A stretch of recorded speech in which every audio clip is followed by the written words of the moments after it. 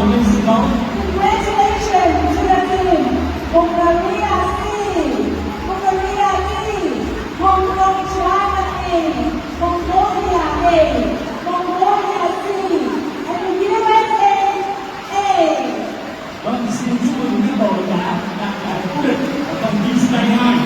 Xin chúc mừng các đã huy chương vàng. Congratulations for the champion and the team stage 2. Xin kính chào những lời phó sư chủ tịch công tác điều chỉnh trên là những dương và của chi trung chủ tịch của EM ở chủ đề trong giải vô địch và huy chương vàng.